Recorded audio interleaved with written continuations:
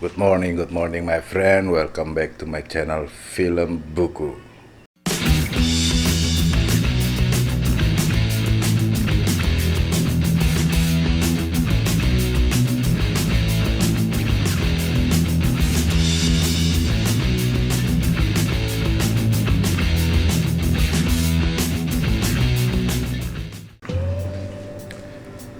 Manakala my friend merindukan kampung halaman, namun sesampainya di kampung halaman, ternyata kampung halaman tidak menginginkan keberadaan my friend. Ketika my friend merindukan orang tua, namun sesampainya di rumah orang tua my friend tidak bisa menemukan orang tua my friend di situ. Apa yang my friend rasakan? Pahit my friend. Pahitnya alkohol masih bisa gue tahan. Pahitnya kopi masih bisa gue nikmati. Tapi pahit yang satu ini mungkin bisa membuat gue mati. Sebuah novel my friend yang berhasil memenangkan penghargaan Khatulistiwa Literary Award pada tahun 2012 berjudul Maryam mengisahkan kisah kepahitan tersebut. Silakan my friend simak dalam sekilas buku, dan sekilas buku ini akan Bang Boten bagi dalam 2 episode, 2 part. Tanpa panjang lebar my friend, selamat menikmati. Yombes.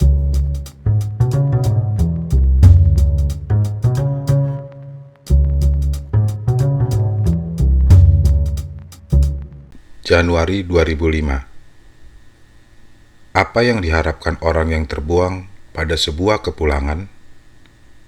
Ucapan maaf, ungkapan kerinduan, atau tangis kebahagiaan? Tidak semuanya bagi Maryam. Ia pulang tanpa membawa harapan. Ia bahkan tak punya bayangan apa yang akan dijumpainya di kampung halaman.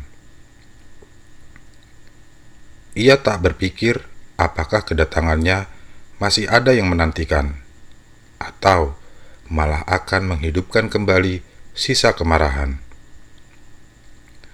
Ia juga tak tahu apa yang akan dilakukannya di sana. Akankah ia hanya singgah sesaat, lalu segera kembali terbang entah kemana, atau akankah ia tinggal selamanya? Entahlah, ia hanya ingin pulang, itu saja. Sudah lewat 5 tahun sejak terakhir kali ia menginjakan kaki di pulau ini. Ketika pramugari mengumumkan pesawat sebentar lagi akan mendarat di Bandara Selaparang, detak jantungnya sesaat berhenti.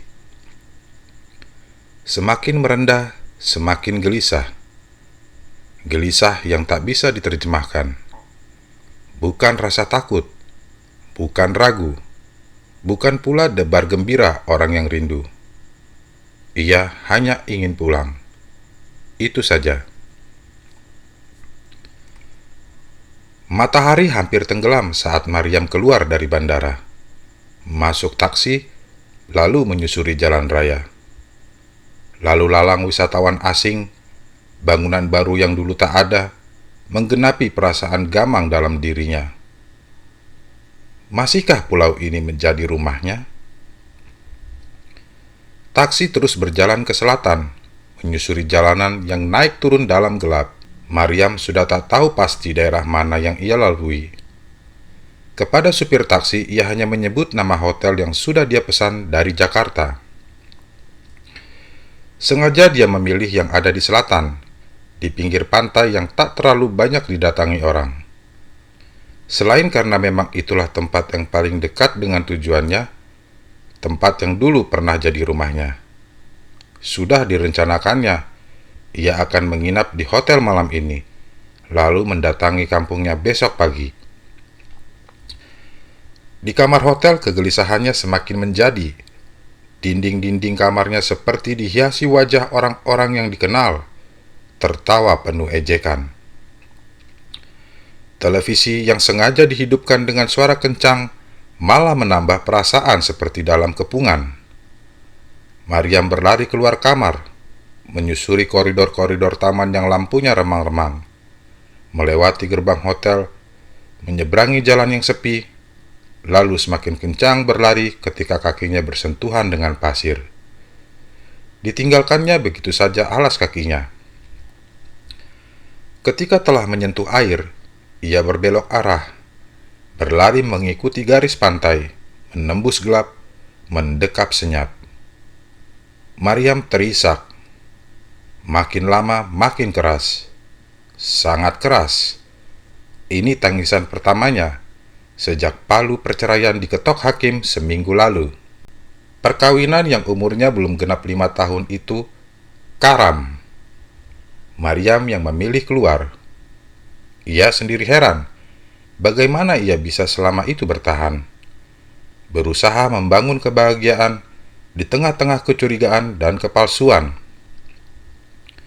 Ia selalu berpikir, yang penting Alam, suaminya itu, tulus mencintainya tanpa prasangka. Tapi siapa yang menyangka nyali laki-laki yang dicintainya hanya sebatas bualan. Sepenuh hati Maryam datang ke pengadilan agama meminta perceraian. Tak butuh waktu terlalu lama, 2 minggu saja, permohonannya dikabulkan. Alam melepasnya begitu saja. Mertuanya ikut melancarkan segala urusan. Menjadi saksi yang menunjukkan perpisahan inilah yang terbaik untuk keduanya. Maryam meninggalkan rumah hari itu juga. Pindah dari hotel satu ke hotel lain, sambil tetap bekerja seperti biasa. Tak ada yang tahu apa yang dialaminya. Tak ada yang tahu tiap malam dia selalu duduk lama di kafe hotel, melamun dan kebingungan. Ia masuk kamar lewat tengah malam, gelisah dan memaksakan mata terpejam. Sampai kemudian alarm ponsel berbunyi, jam 6:30 pagi. Ia bergegas mandi, bekerja kembali. Bersembunyi di balik layar komputer, tenggelam dalam tabel-tabel berisi angka, menaksir kekayaan orang-orang, lalu memutuskan apakah mereka bisa mendapat pinjaman. Pekerjaan yang telah dijalaninya 8 tahun ini, yang telah memberinya kepuasan materi, juga mengenalkannya pada calon suami. 8 tahun lalu, tak lama setelah Maryam mulai bekerja di bank, mereka berdua berkenalan dalam sebuah pertemuan. 24 tahun usia Maryam saat itu. Baru pindah ke Jakarta setelah tamat kuliah di Surabaya. Baru menikmati punya penghasilan sendiri yang jumlahnya paling besar dibanding teman-teman kuliah seangkatan, 2 juta rupiah.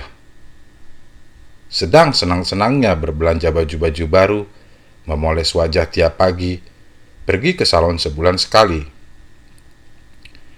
Punya penghasilan sendiri membuat Maryam jauh lebih percaya diri. Punya penghasilan sendiri membuatnya tak perlu bergantung pada orang tuanya lagi. Kesibukan membuat Maryam sulit pulang. Mengambil cuti hanya bisa setahun sekali. Itu pun tak bisa sesuka hati. Pulang ke Lombok tak bisa kalau hanya 2 atau 3 hari. Terlalu banyak ongkos yang dikeluarkan, tak sebanding dengan waktu yang dihabiskan. Orang tuanya pun memaklumi. Mereka yang datang ke Jakarta menjenguk Maryam. Saat itu Oktober 1997. Orang tuanya datang. Sudah 5 hari menginap di kontrakan Maryam. Sabtu bagi Maryam adalah hari bersenang-senang. Alam akan datang, menjemputnya untuk jalan-jalan. Saat itu mereka sudah 5 bulan pacaran. Alam berkenalan dengan orang tua Maryam, lalu menawari mereka untuk ikut jalan-jalan. Bapak Maryam menolak. Katanya, besok saja hari Minggu, sekarang masih agak capek. Tentu saja Maryam senang. Mereka baru kenal, pikirnya. Akan tidak menyenangkan jalan-jalan bersama dengan penuh kekikukan. Hari itu mereka kencan hanya sebentar. Hanya makan malam berdua, lalu cepat-cepat pulang. Maryam juga tak enak hati meninggalkan orang tuanya terlalu lama. Sesampai di rumah, setelah mobil Alam terdengar menjauh, lalu lama-lama tak terdengar, bapak dan ibunya mengajak bicara. Siapa laki-laki tadi? Tanya bapaknya. Maryam menyebut namanya, Alam Syah, karyawan di perusahaan konstruksi. "Kalian pacaran?" tanya bapaknya lagi. Maryam tak menjawab jelas, hanya tertawa kecil sambil mengangguk-angguk. Lalu bapaknya mulai bertanya lebih banyak. Sudah berapa lama kenal? Bagaimana kelakuannya? Seperti apa sifatnya? Bagaimana keluarganya? Maryam bercerita apa adanya. Biasa-biasa saja. Ia mengaku belum pernah berkenalan dengan keluarga Alam. Ini baru saling pendekatan saja, katanya. Ibunya ikut bicara. Lebih baik tidak usah pacaran dengan orang luar, daripada nanti sama-sama kecewa, sama-sama terluka. Lebih baik diakhiri sekarang saja. Maryam marah. Ia sudah sangat bosan. Sudah terlalu lama bersabar. Bertahun-tahun ia selalu berusaha menuruti apa yang selalu dikatakan orang tuanya. Berpacaran dan menikah dengan orang dalam, orang yang sama dengan mereka. Tapi bagaimana caranya mengatur hati agar jatuh cinta hanya pada orang dalam? Bagaimana pula melawan ketika rasa cinta itu datang tanpa mau memilih orang? Apa mereka mau melihat anaknya tak menikah selamanya? Apa mau mereka melihat anaknya terluka, justru karena tak bisa menikah dengan orang yang diinginkan? Malam itu Maryam meledakkan kemarahan, meluapkan segala rasa yang ditutupi bertahun-tahun. Bapaknya bicara dengan nada lebih tinggi. Ia meminta Maryam pulang. Banyak laki-laki baik di kampung, katanya. Mereka yang dididik dan dibesarkan dengan cara yang sama akan menghargai dan mencintai dengan lebih baik dibanding orang-orang luar yang selalu merasa paling benar. Pertengkaran itu berakhir tanpa penyelesaian. Keesokan paginya, saat Alam datang, bapak dan ibu Maryam ikut menyambut di depan. Bapaknya membuka pembicaraan tanpa lebih dulu bertanya pada Maryam, mengawali dengan berbagai pertanyaan basa-basi yang sebenarnya jawabannya sudah diketahui. Alam tegas mengiyakan saat ditanya apakah ia mencintai Maryam. Ia juga tak ragu mengatakan ingin segera melamar dan menikahi Maryam. Lalu, ibu Maryam dengan lembut bertanya, apa itu berarti Nak Alam sudah siap menjadi seorang Ahmadi? Alam kebingungan. Maryam yang terkejut berseru memanggil ibunya. Beberapa detik ruangan senyap. Masing-masing menahan napas penuh ketegangan. Alam yang sebenarnya belum mengerti apa yang sedang terjadi, berusaha menengahi dengan bertanya lembut apa yang dimaksud dengan menjadi Ahmadi. Bapak dan ibu Maryam terlihat sedikit lega. Menganggap pertanyaan Alam sebagai niat untuk mengikuti keinginan mereka. Malam hari sebelumnya, seusai pertengkaran dengan Maryam, bapak dan ibunya bicara berdua. Mereka pun sadar Maryam bukan lagi anak kecil yang bisa dipaksa. Maryam orang dewasa yang bisa hidup sendiri tanpa tergantung siapa-siapa. Tak akan bisa orang tuanya memaksa Maryam menikah dengan laki-laki yang sudah dipilihkan. Satu-satunya yang bisa dilakukan adalah membuat laki-laki pilihan Maryam mengerti dan mengikuti apa yang mereka percayai, demi kebahagiaan mereka berumah tangga nanti. Bapaknya berdiri, masuk kamar, lalu kembali dengan membawa 5 buku. Diserahkannya buku-buku itu pada Alam. Buku-buku ini bisa dipelajari dulu, Nak Alam, biar nanti sudah mantap saat mau melamar Maryam, katanya. Alam yang masih bingung membalik-balik beberapa lembar halaman, lalu hanya mengangguk-angguk sambil berjanji akan membaca buku-buku itu benar-benar. Seminggu kemudian, orang tua Maryam pulang, meninggalkan banyak pesan dan harapan. Maryam dan Alam hanya mengiyakan. Hari-hari kembali seperti sebelum orang tua Maryam datang. Tak ada lagi yang mau mengungkit tentang apa yang dikatakan orang tua Maryam. Buku-buku itu dilupakan. Keduanya tahu membicarakan itu hanya akan merusak kebahagiaan. Bapak Maryam menelpon sebulan kemudian, menanyakan apakah Alam sudah paham. Sudah, jawab Maryam singkat. Ia mencari jawaban yang paling gampang agar bapaknya tak berlama-lama bertanya. Tapi bapaknya malah membuat semuanya makin susah. Ia menyuruh Alam diajak pulang agar sepenuhnya menjadi Ahmadi sebelum mereka menikah. Maryam tak menjawab apa-apa. Tapi telepon dengan pertanyaan yang sama terus datang berulang.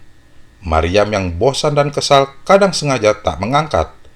Hingga suatu hari, saat hatinya tergerak dan ia mau mengangkat telepon yang berdering, bapaknya tak mampu lagi menahan emosi.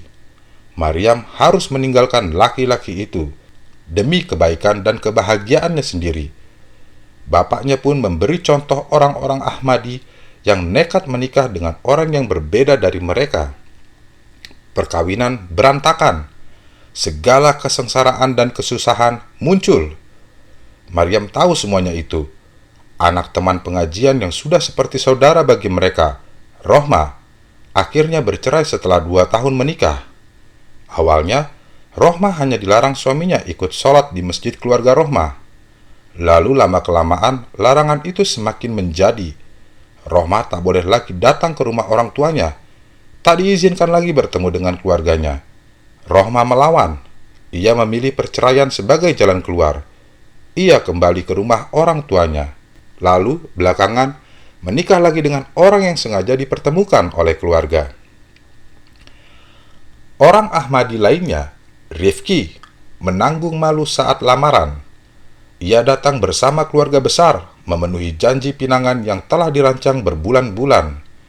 Tapi di tengah acara, ayah sang gadis berkata lantang, ia tak mau anak perempuannya menikah dengan orang sesat. Anaknya menangis histeris sambil berusaha menyuruh ayahnya diam. Ibunya terisak. Rifki tersinggung.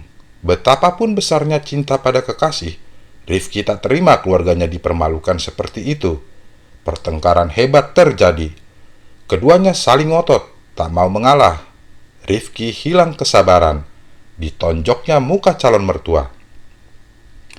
Rohma dan Rifki awalnya sudah diperingatkan keluarga, dihalangi dan dilarang dengan segala cara. Mereka terus melawan. Sampai orang tua merasa tak punya pilihan, keinginan mereka akhirnya dipenuhi dengan satu syarat dari orang tua. Tetap pertahankan apa yang sejak kecil telah diajarkan.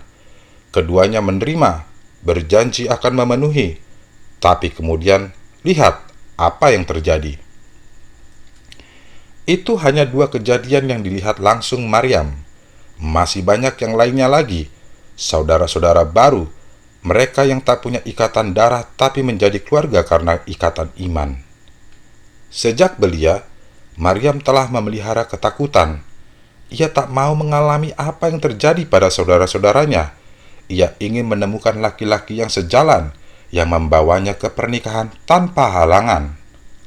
Ia tak mau memasuki pernikahan yang hanya akan menghantar ke perpisahan. Ia tak mau lagi menambah malu dan susah pada seluruh keluarganya. Lebih dari itu, ia tak mau dirinya tersakiti. Karena itu, sampai tamat SMA di pulau kelahirannya, Maryam tak pernah punya pacar. Ia sudah tahu mana orang yang sejalan dengannya, mana yang bukan. Sejak awal, ia membatasi diri ketika ada laki-laki yang berbeda darinya mulai mendekati. Maryam yang ketus, Maryam yang sombong, Maryam yang tak mau bergaul. Begitu pikir laki-laki yang mencoba merayunya. Tapi, ketika ada laki-laki Ahmadi mendekatinya, ternyata sikap Maryam pun tak jauh berbeda. Ya, laki-laki Ahmadi tak ada yang terlihat menarik di matanya. Lulus SMA pada tahun 1993, Maryam berangkat ke Surabaya, mengikuti ujian masuk ke perguruan tinggi negeri. Ia diterima di Universitas Airlangga, Fakultas Ekonomi, jurusan akuntansi. Ia tinggal bersama keluarga yang sudah seperti saudara, kenalan orang tuanya. Sama-sama Ahmadi. Pasangan suami istri dengan 2 anak yang masih SMA dan SMP, Pak dan Bu Zazuli, yang kemudian biasa dipanggil Maryam dengan sebutan Pak dan Bu Zul. Keduanya berasal dari pulau yang sama dengan Maryam, hanya beda kampung, tepatnya dari Praia. hampir 20 km di sebelah utara rumah keluarga Maryam. Pak Zul teman Bapak Maryam. Mereka satu sekolah sampai SMP.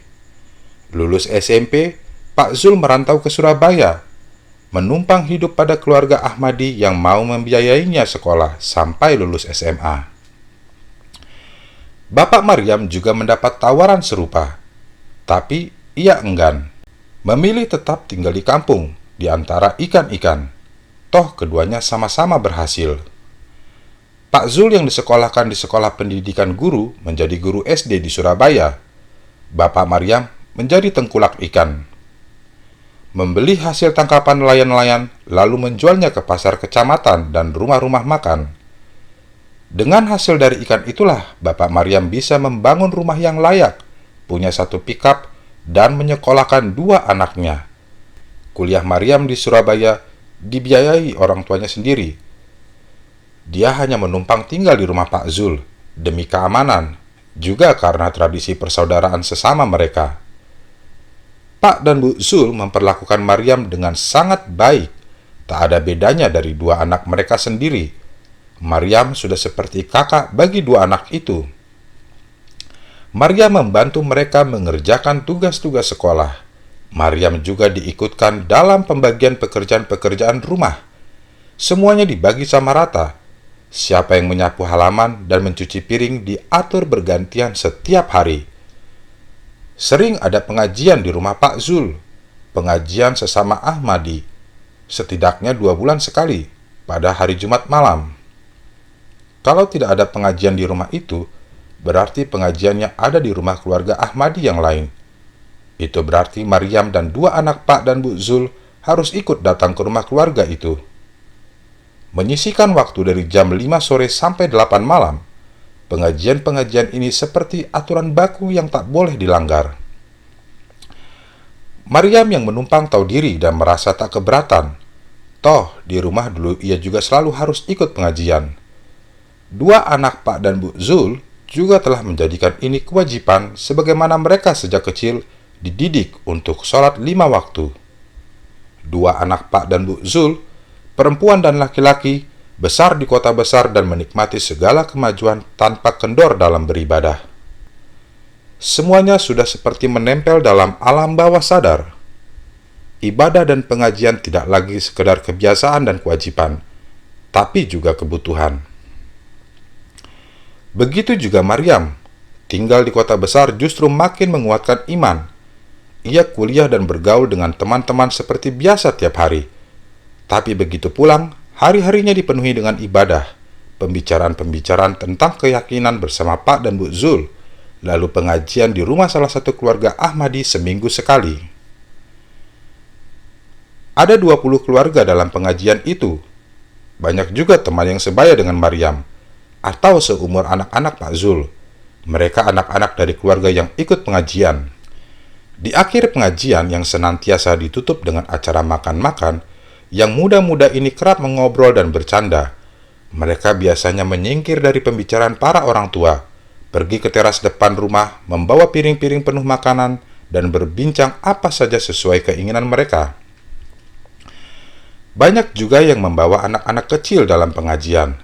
Saat pengajian, mereka didekap erat dalam pangkuan ibu dan bapaknya. Lalu begitu tiba waktunya makan, mereka berlarian, berkumpul dengan semua anak-anak, berlari-lari di halaman. Masing-masing sudah kenal dan akrab, satu sama lain sudah seperti saudara. Sering usai pengajian seperti ini, orang tua itu menggoda yang muda-muda, menjodohkan mereka satu sama lain. Mengatakan si ini cocok dengan si itu, yang ini serasi mukanya dengan yang itu.